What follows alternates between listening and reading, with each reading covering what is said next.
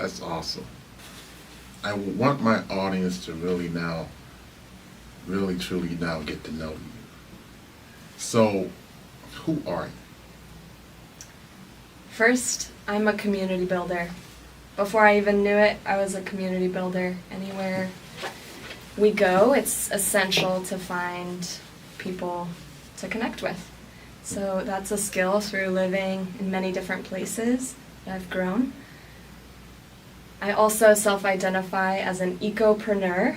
So currently I research entrepreneurship at Harvard Business School, and I've job hopped across several roles that I think no one is qualified for, but I've been audacious enough to just do it. And in entrepreneurship in particular, I'm interested in the future of work and reskilling, specifically as it relates to climate response. So, where did you grow up at? I was born in Portland, Oregon, so I moved around the Pacific Northwest and then to the southwest of the U.S. I was in Arizona through my school years. The day after I graduated, I moved back to the Pacific Northwest, but then in order to afford college, I needed to move out of the United States, so I went to France. I didn't know anyone and I didn't know the language, but I knew that college was free, except for textbooks. I didn't even know it was free in France. Wow. There's loopholes. Maybe I should have went to France. It's not too late. Free college for all. Well, you're about to graduate at Harvard Business School, right? So it all worked out. So let me ask you, do you have to be a citizen of France to get free college, or? I'm not. Not at all. Wow. No. Wow. Okay, so we're gonna go back to that. So going back to you grew up where again? In Pacific Northwest and Arizona. Around Arizona. Yeah. So did you how was your childhood? Will you repeat that, please? How was your childhood? Like, Yeah, as a good child? question, good question. I would say that it was a lot of movement, a lot of moving from place to place, and moving from between households. And uniquely, my mother had me when she was very young, 17, and then when she was pregnant with me, she got cancer, actually. Wow. But one thing that really impacted me that I didn't learn until 20 years later, reading newspaper articles from around that time, is that the city of Portland saw this young survivor struggling and showed up and helped out in ways that she didn't even know how to ask for at the time. And now I see it as a gift because of the resiliency that comes out of that. Wow. Translates well to entrepreneurship and adaptability for sure. Wow. So your mom, when you was a child, got cancer. Yeah, lymphoma, cancer of the lymph nodes. Wow. So she was actually told that she needed to choose between recovery and having me. And she decided to have me, and then she recovered. She did both. So that's my life motto now, do both. Wow, wow. So she got diagnosed with cancer, lymphoma, and the doctors gave her a choice. Either hey, you could recover or you could have your baby. And she decided, it's no way I'm going to give up my baby, so I'm going to have my baby. So she had you, and then what was life like? Like, so was it a lot of doctor visits, maybe going on while you was growing up younger, or what did that look like? Good question. I know there was economic strife from the newspaper articles of her not being able to afford chemotherapy and healthcare, and then not being able to afford transportation, and really the city starting, not even the city, just caring people starting to assist with rides to the hospital and things like that. I would say I remember some of my earliest memories, most of them were being alone because she was also a nurse. So when she recovered and went back to work, she would work in the ER room, late shifts often, and then sleep during the day. And so I remember being on my own. But for some reason, not feeling alone. I still knew somehow that we're never alone, we're interconnected. And my memories aren't one of fear, even though I know there was tumult going on.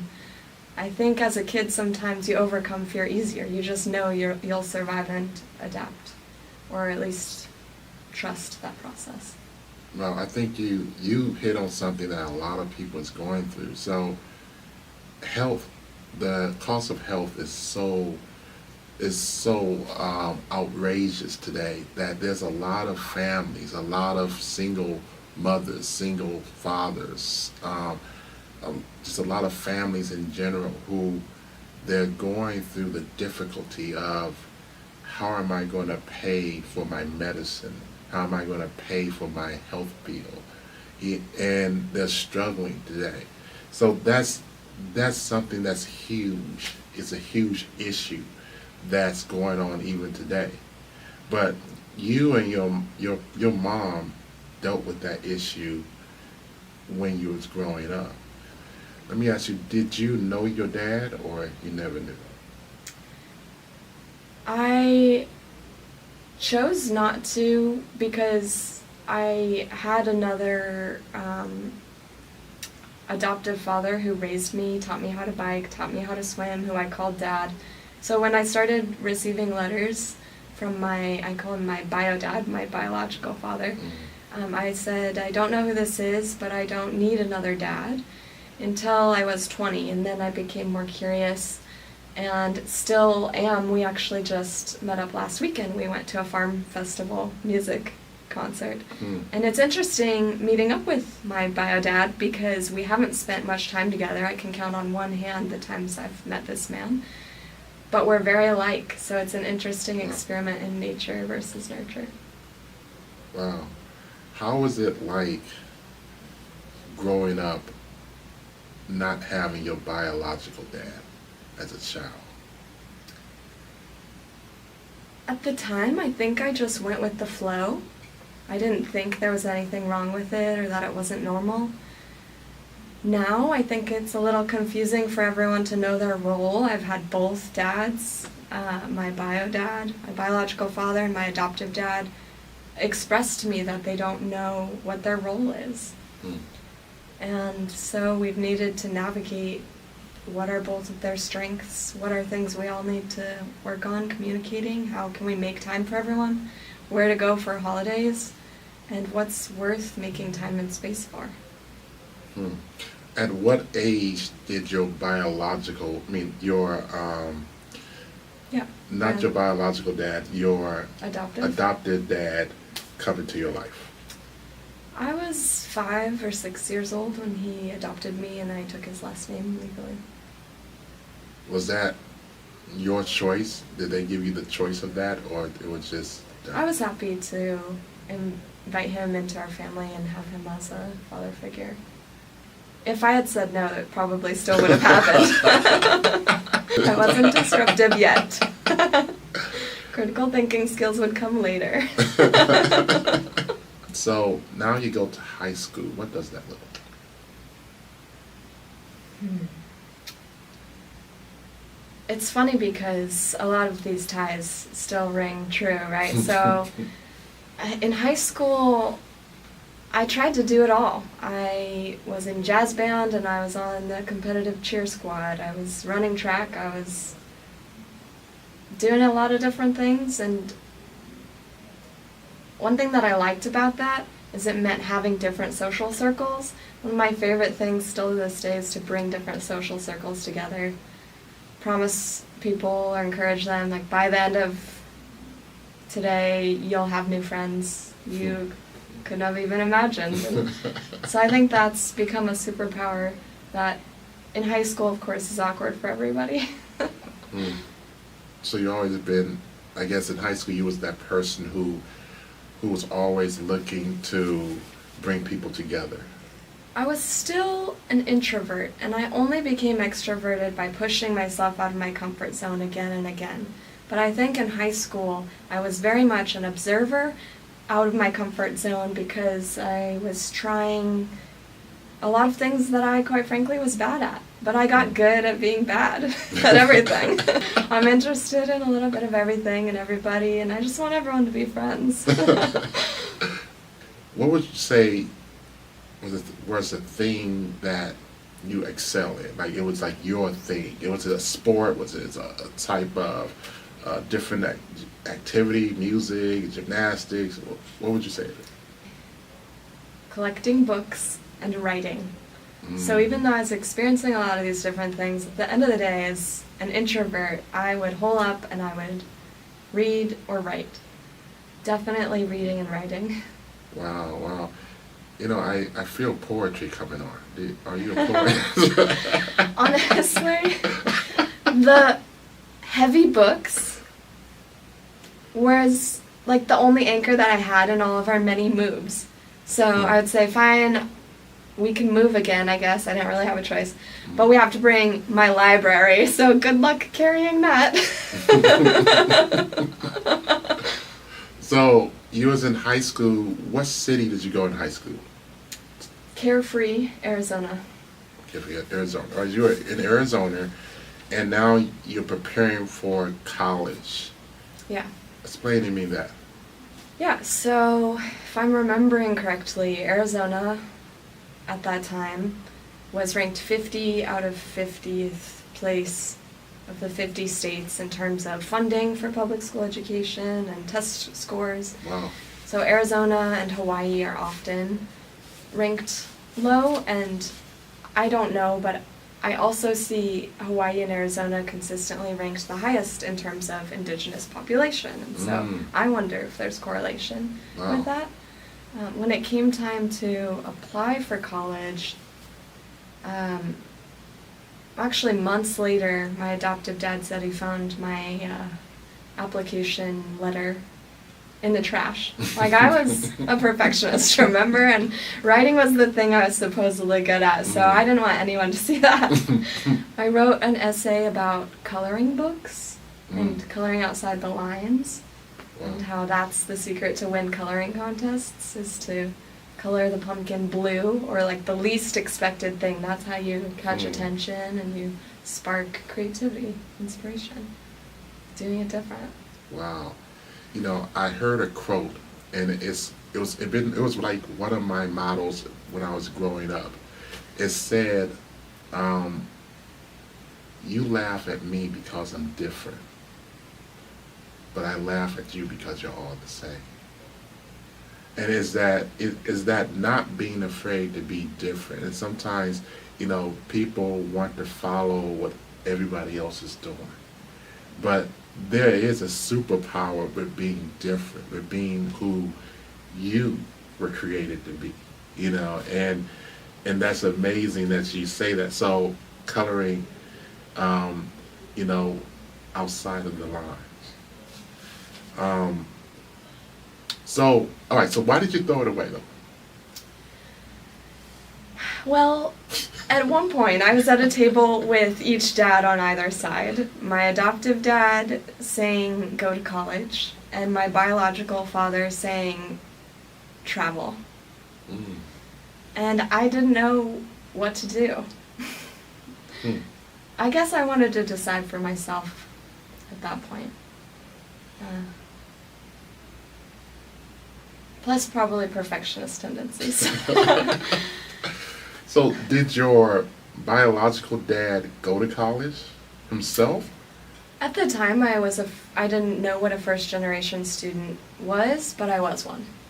Actually, it wouldn't be until after I graduated from a master's in teaching at Brown University.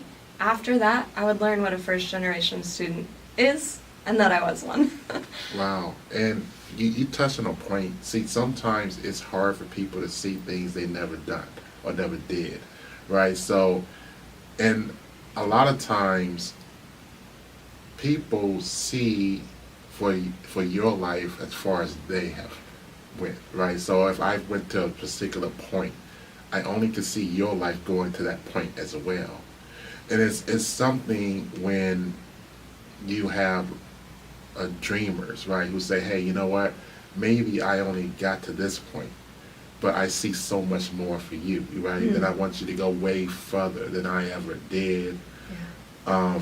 There's something that for people to have dreamers. So now you somehow you filled out a different college application. I mean, That's right. What You're happened? also reminding me of something that I'm excited to talk about with you, which is the failure of imagination.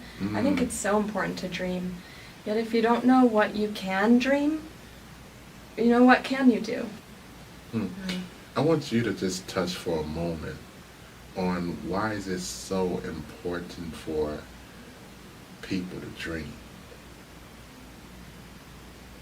It's essential to be able to imagine other ways of being. I think that starts with knowing what you want, or even knowing what you don't want. So if you know what you don't want, there you can take space from it. There's room to breathe, and you can just sit, and you can breathe, and dreaming, you can just let happen. You can let the dream come to you. You just make space. You can't do anything without that spark, though. You need that ignition to build heat and energy to move forward. But you can let the dream come to you. You just get quiet and still and treat yourself a little bit.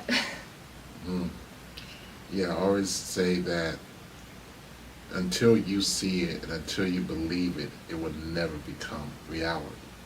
Right? So it's all about the mindset of who do you think you are, right? If you think you are, then you are. If you think you're not, then you're not. It comes down to who do you think you are? Yeah. What do you think you could do? Do you think you can achieve this? If you do, then you will achieve. If you think you can't, then you will not achieve. It's that simple of what do you think? Mm-hmm. It's the power of the dream. It's the power of the belief. It's the power of the vision of who you see yourself to be. Yes, and even if you don't believe that you can or that that's who you are yet, not allowing that disbelief to limit your action. So one example is we're both here at Harvard. I love to tell people Harvard has so many job openings. Harvard needs you more than you need a job if you're looking for a job, and they'll hire remote and virtual now. You can work wherever, whenever you want. In some cases, that's a lot of autonomy, which motivates many people. So don't limit yourself. Apply. Even if you don't feel good enough yet, don't let you be your own wall. Now, can they send you their resumes? No, I'm just joking. I'm talking about the future of work. We don't know what the future looks like, so we create it by dreaming. Absolutely, absolutely. And you're right. Sometimes you don't believe it at that moment, the ending result, or maybe a higher result. But I think every step you take and every accomplishment you make, you start to believe a little bit more. So sometimes we can't see the whole thing because the whole thing might be too big for us right now for us to see. But we just keep on walking. Exactly. Just keep on walking. And every step you walk, the more belief you'll get. The more belief you'll start to recognize and say, you know what? Maybe I can do this, or maybe I can go from 1 to 2, and from 2 to 3, and 3 to 4. It's sometimes it's those small steps. Mm-hmm. Right? There's a lot of falling on your face in between those steps, but after you fall the first few times, you're like, okay, we can take a fall. And it's important to know, to know how to take a fall, right? I mean, because if you fall, the only thing you have to do is just get back up, right? And that's it. You don't stay down. You fall, just get back up. Yeah.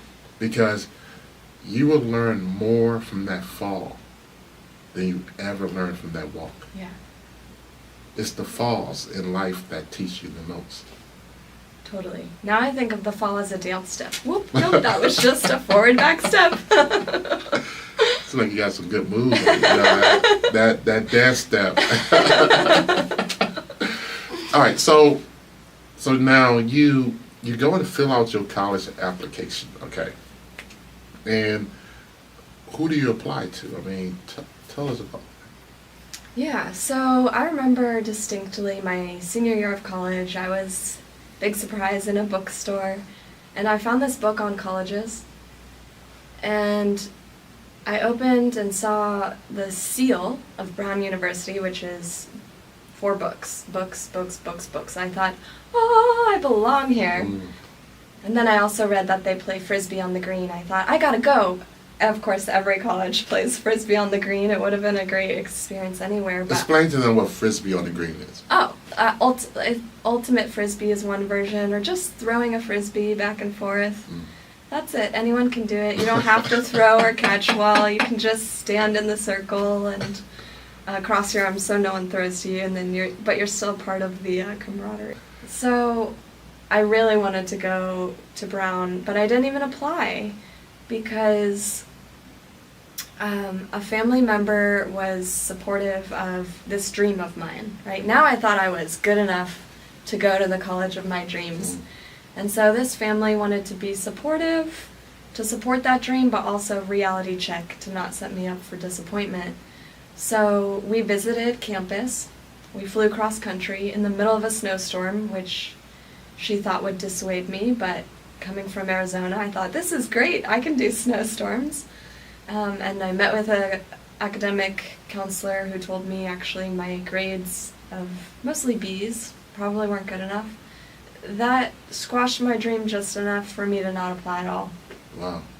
Until 10 years later, I did, and I did the thing.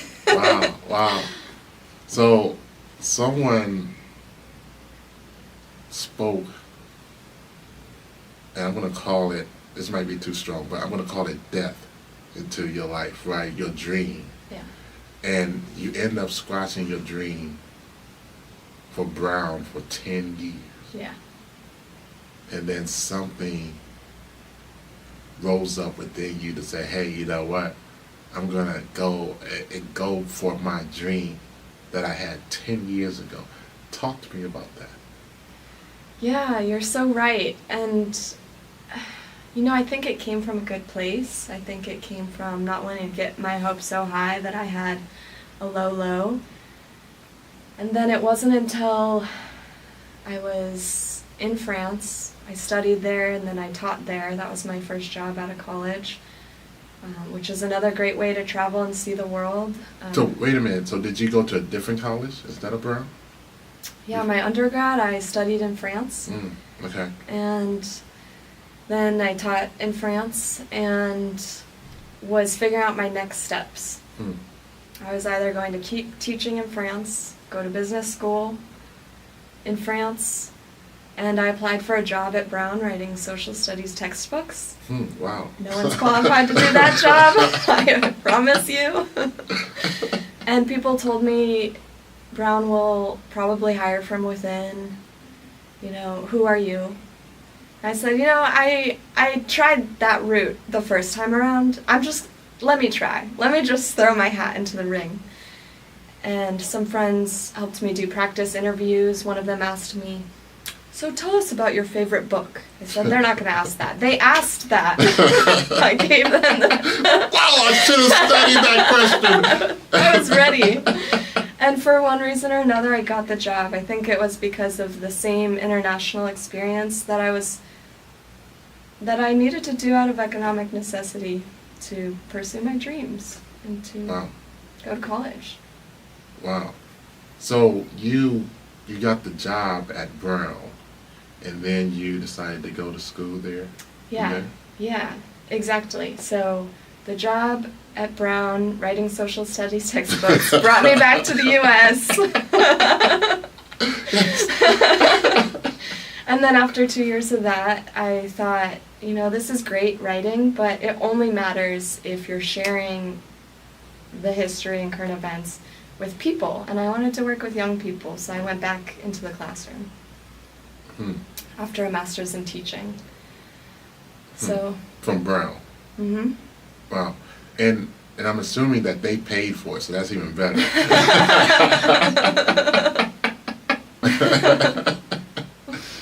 Wow. Okay. So you start to teach at Brown. You go back. You got your graduate degree from Brown in teaching. What happens next? Yes. So by that point, I'd actually been teaching for a decade in a variety of subjects, mostly high school. But I started working before I was legal working age, so I had a lot of years of teaching experience by that point. But when I was interviewed for the Master's in Teaching program, they asked me, what is your ideal teaching job? And I said something that I was surprised by. I thought, oh, I guess I didn't know that until I just spoke it. But I said that I wanted to teach international and indigenous students in my home state. Wow. And like we were talking about making space for dreaming, towards the end of grad school, where I really loved where I was, but I wanted to know what was next, I just sat and meditated, by which I mean tried to do nothing. And I thought, what do I want? And I just kept asking myself that question, and I didn't want to force a response. I just let it come to me. I asked myself, what do I want? And I took a breath, and I exhaled, and I thought, Sedona.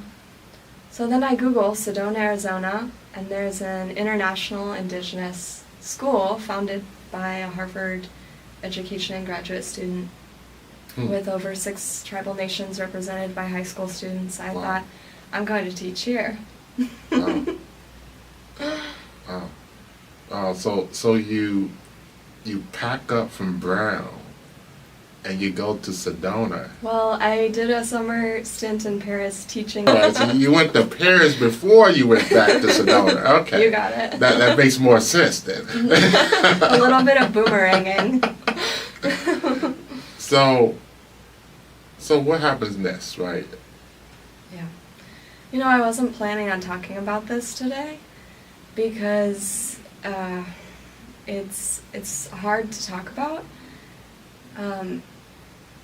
I have only great things to say about the school and the students, and I was hired to teach U.S. history. And before I joined the school, the history chair and I negotiated that I would teach at least 1/3 of U.S. history focused on indigenous peoples. And so I thought that was our agreement. And it was more complicated than that because people have a lot of different opinions about what U.S. history needs to include. The narrative, the skills, whether or not current events should be included.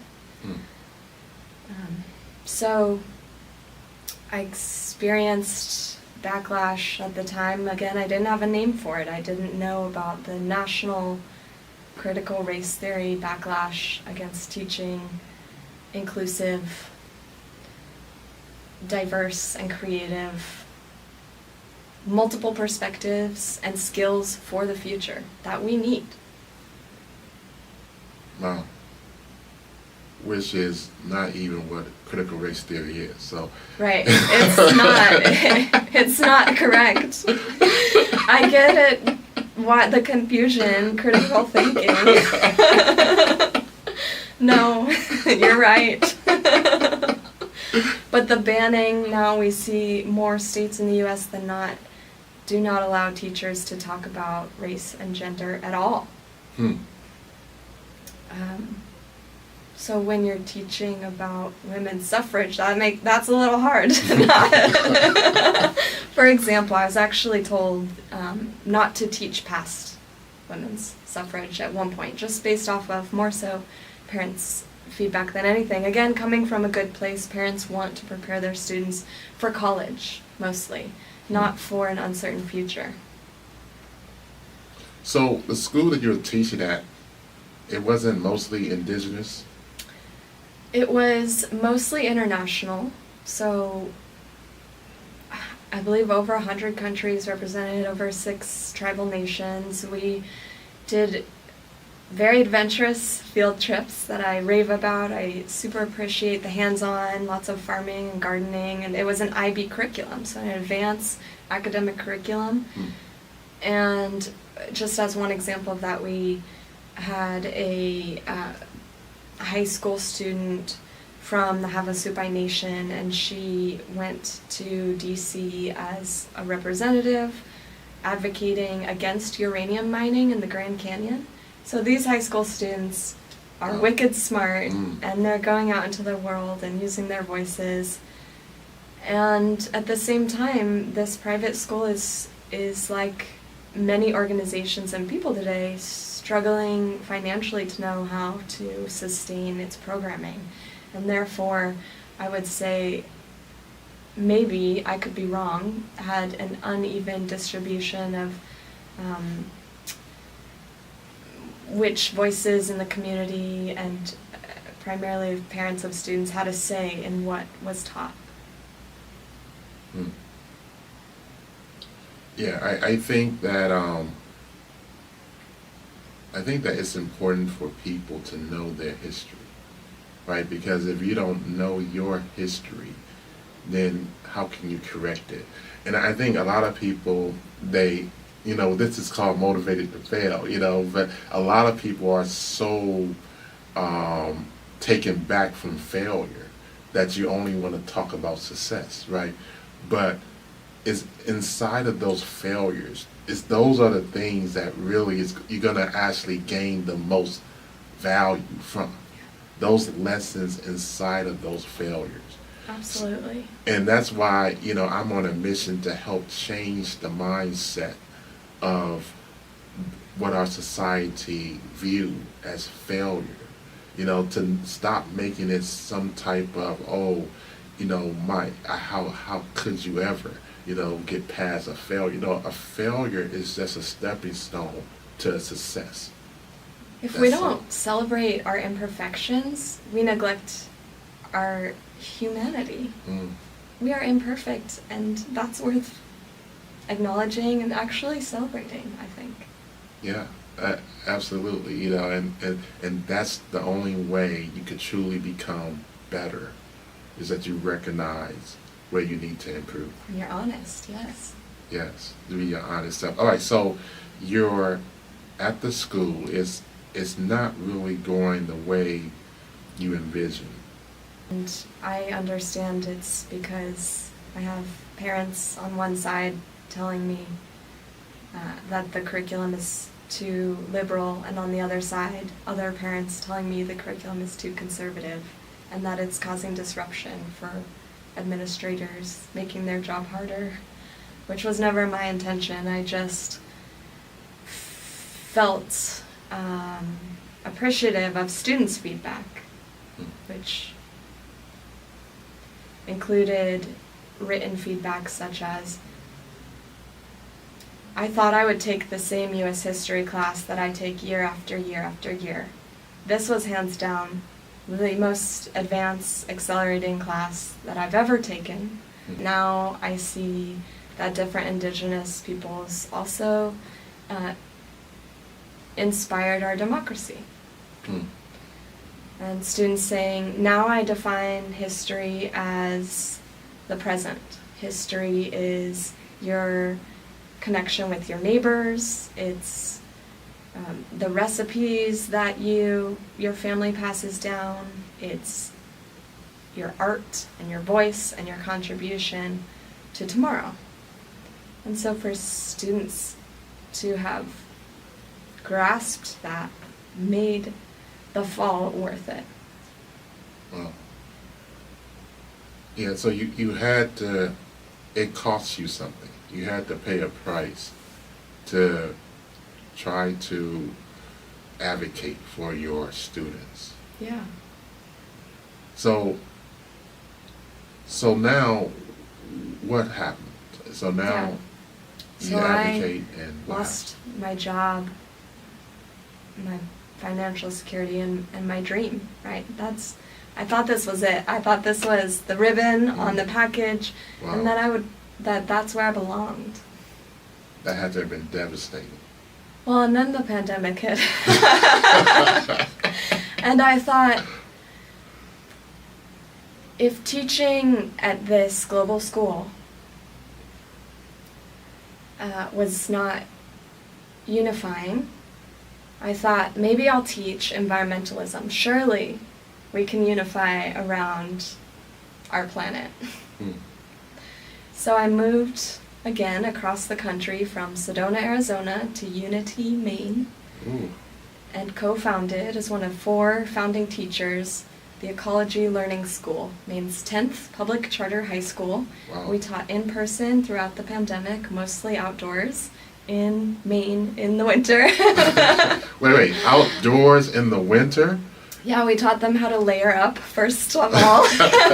With gloves and Oh, yes. 2 pairs of socks and Yes, one student needed to learn how to pull her leg out of an ice hole when they went ice hiking. Valuable skills. Fire building came far before that, so they knew how to keep warm. Actually, across our 4 interdisciplinary subjects of social studies, English or eco-literacy, science and math, across all of those 4 subjects and others, we focused on food, shelter, and water. So every subject was teaching food, shelter, water first. Wow. What was this? Why was it so important for you to teach the food, shelter, and water first? This became very clear the first week of school when we realized we have to feed these kids more as soon as they arrive if they're going to retain any information. We need snacks on hand.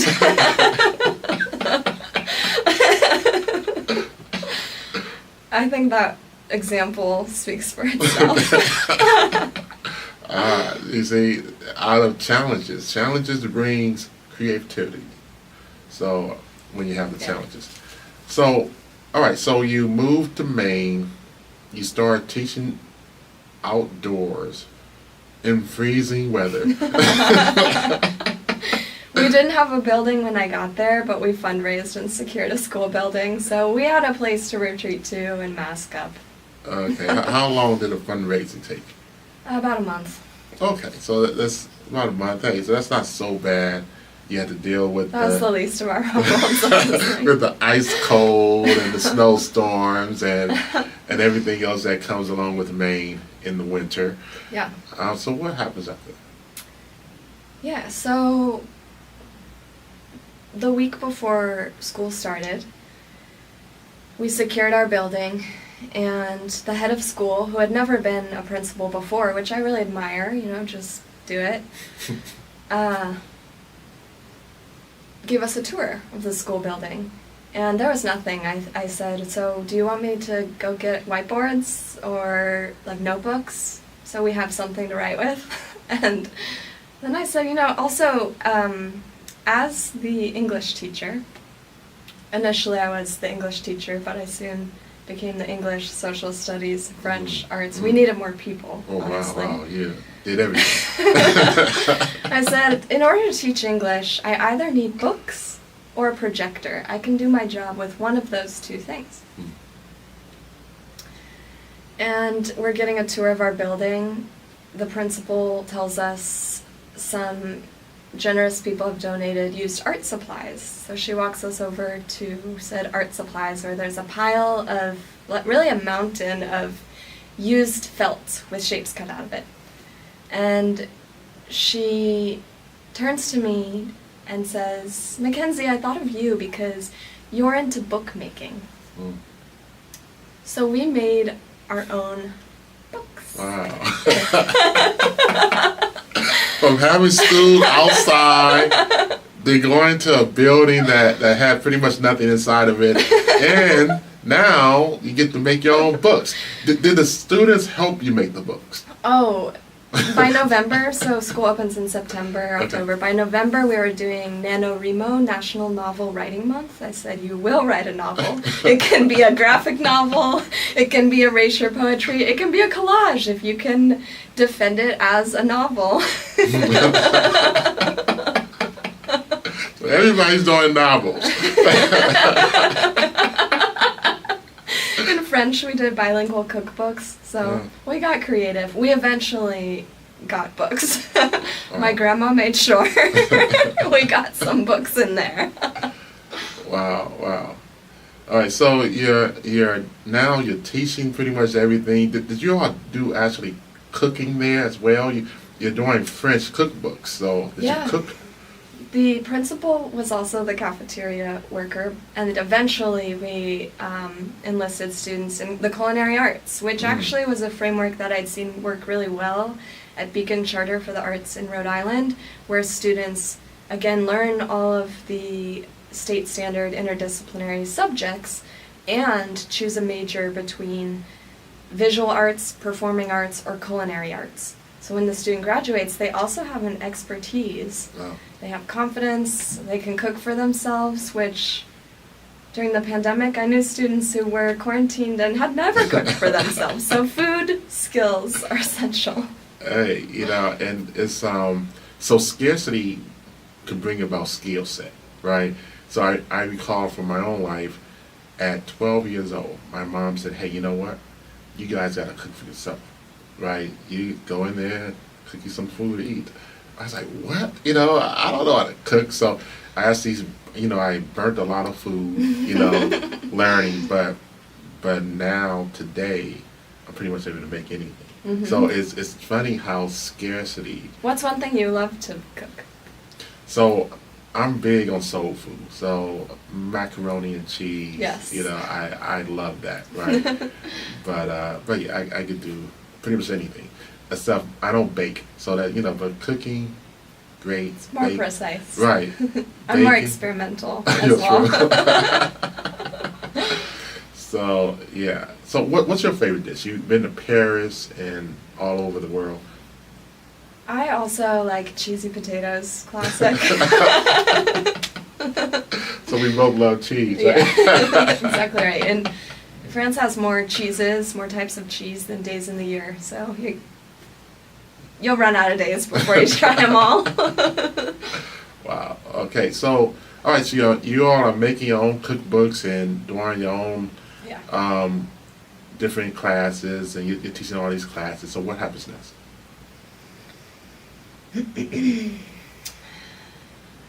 I would say we bootstrapped a lot of things. One that I was really proud of when it became clear in December that COVID cases were rising, people were going to be traveling for the holidays.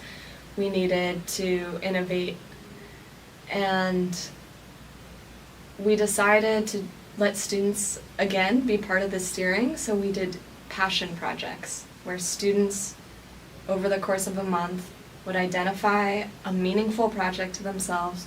Most of them ended up doing a lot of them came from farming families, so farm-related projects, even the winter downtime, whether it's building garden beds, or there were a lot of food cooking projects that helps a household run, construction projects, some continued in more creative artistic pursuits, or one kid made pants out of duct tape.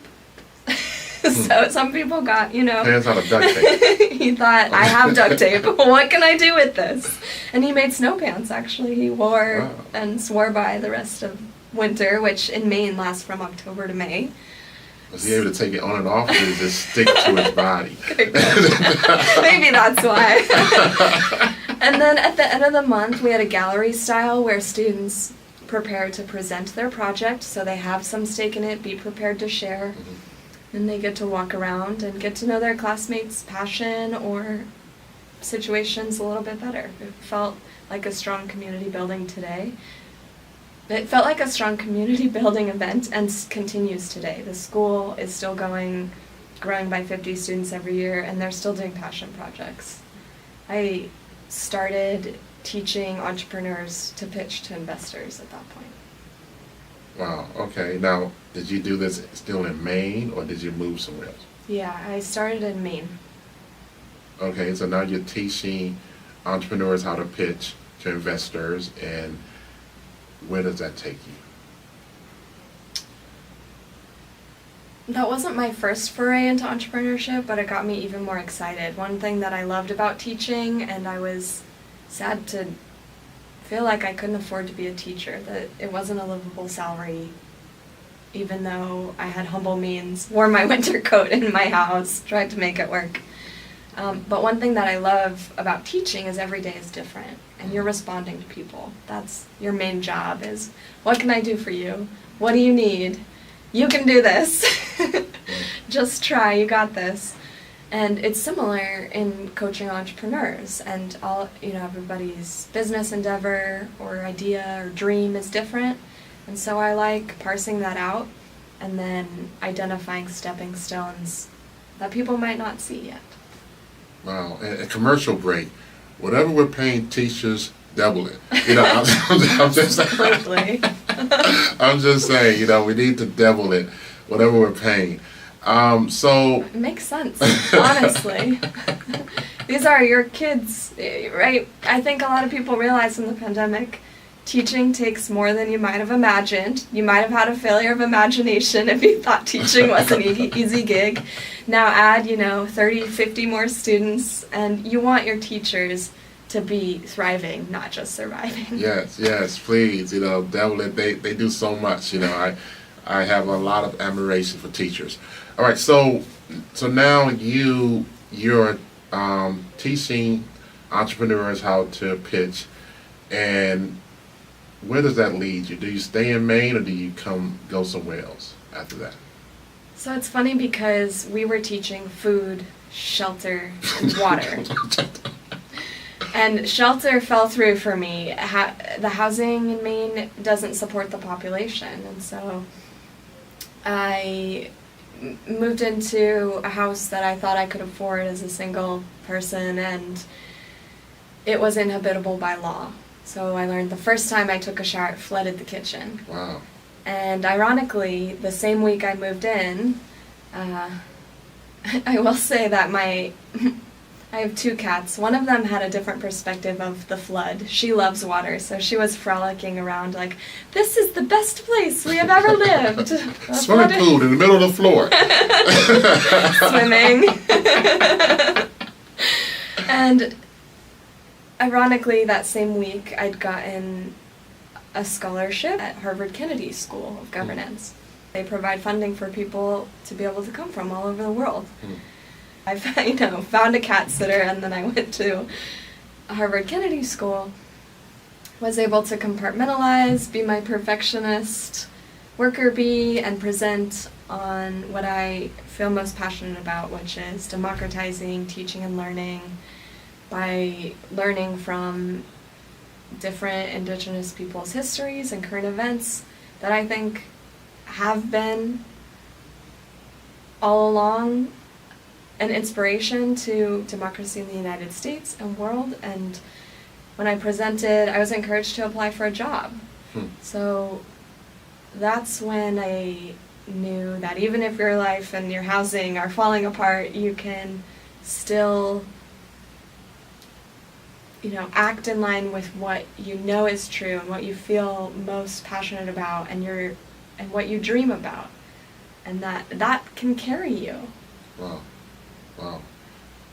I just want to say that I think you're amazing, right? Because you didn't grow up under the best circumstances. You all struggled to get by, but you kept going. I was dealing with the illness, but you kept going.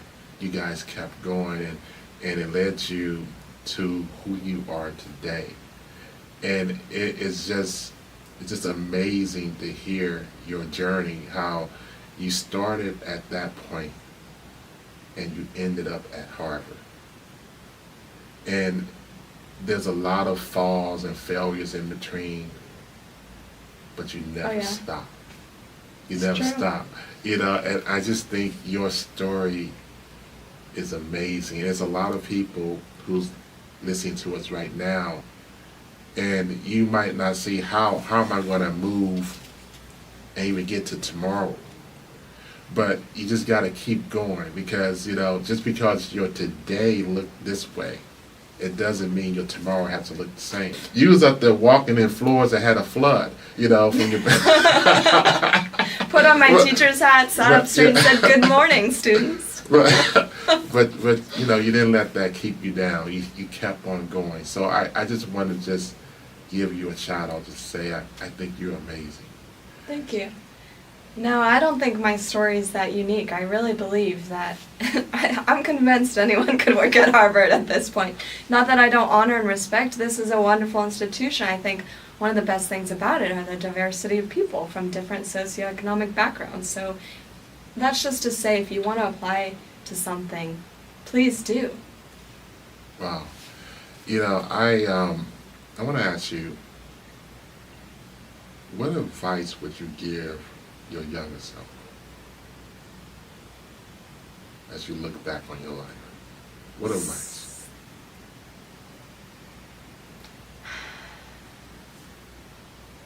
Pick up the guitar.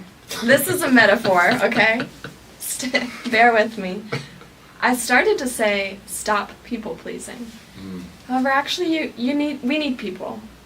And I've learned along the way that even though critical thinking, knowing our history, facing our falls and our faults is essential, sometimes you need to sweeten up the message for people to be able to hear. You need to make it a song and a dance.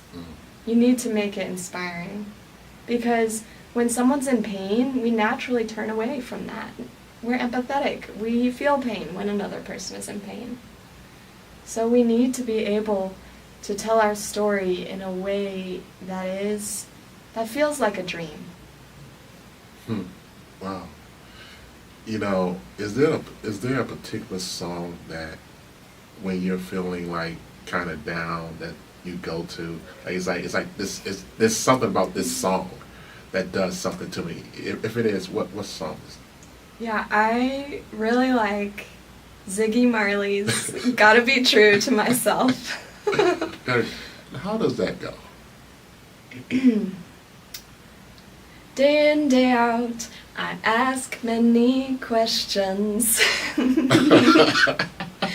Got to be true to myself. Got to be true to myself. Anyway. That's awesome. That's awesome. And you have even more talent, right? Your vocal skills. Thanks for the encouragement. Is there anything else you would like to say or let us know? Maybe it's something you're doing right now, or maybe it's a way we could support you or follow you. Anything else you would like us to know? Yeah, I'll just share that dreaming and imagination is not only a superpower, it's essential. And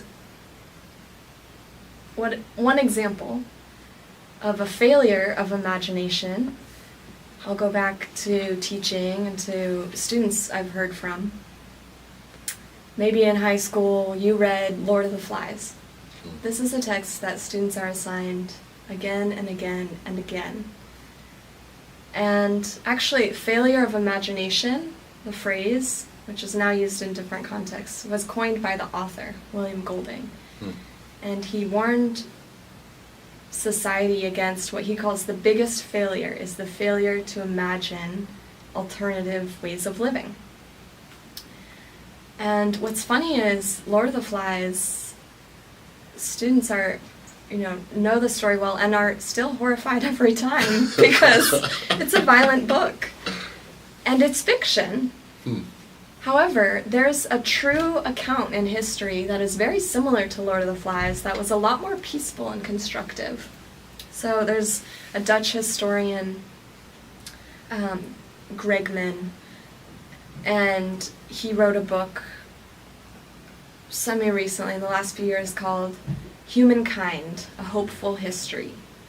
One of the stories he uncovered 50 years later is about these 6 high school boys who ditched class and ran away to steal a sailboat that they crashed on an island and were stranded there for 15 months.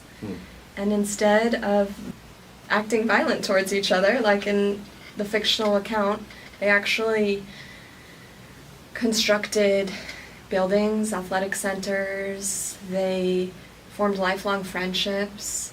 When they would face conflict, they would separate camps for an agreed amount of time and come back to make decisions through consensus. And they even made musical instruments out of coconuts and bamboo. So why don't we teach this? And I think it's because we've gotten in the habit of reading Lord of the Flies every year. And that is a failure of imagination. I think sometimes reality is even better and more dreamlike than we know or are willing to believe. And so if you have a hope and a dream or a desire, whether you want something to stop or you want to start something, there's a reason. It's like an acorn wants to become a tree. It's like in your DNA, it wants to come to fruition. There's a reason. Wow. Thank you. There's a reason, right? Whatever you might be dreaming to do, don't let anything hold you back. Because if you can conceive it, you can do it. It might not look like what you're hoping. In fact, it won't. Like we make plans and then life just laughs, right? So by the end of that school year, it looked more like a traditional school, and that's okay because it became what the students needed it to be at that time. And so you can pursue your dream, realize your dream is nothing that you were hoping for, but it might be even greater. And I think that's a big thing in life, right? Sometimes we see things one way, but life takes us in different paths, different ways.